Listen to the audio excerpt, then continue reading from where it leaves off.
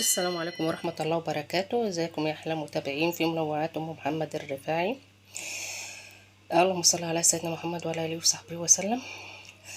انا من زمان ما كنتش معاكم بالصوت، بس النهارده جايبه لكم فرق علوز او ابو الطقطيق او الساعه كام زي ما بيقولوا. اليوتيوب دايما كان بيجيب لي في الاستديو من ضمن ازاي اطور القناه، ان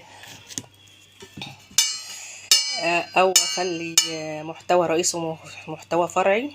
وكان دايما يجيب لي فيديو ابو الطقطي دوت القديم عندي على القناه، وكان يقترحوا لي ان انا اعمل فيديوهات للحشرات وكده.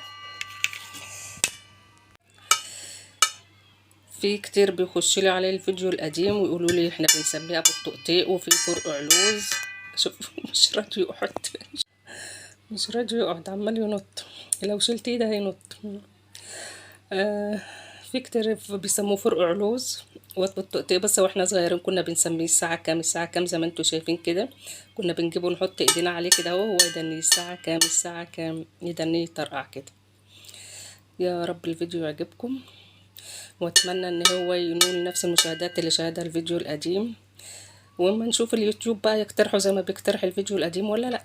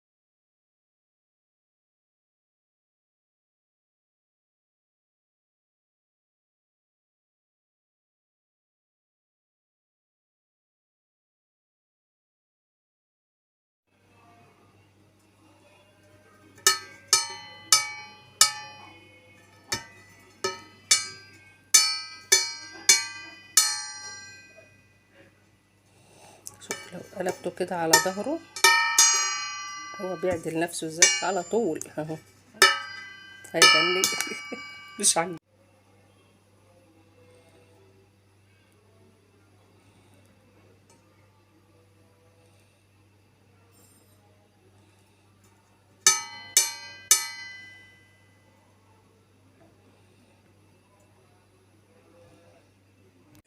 كان عايز يطير ازاي ويسيبنا لانه زهق بصراحة.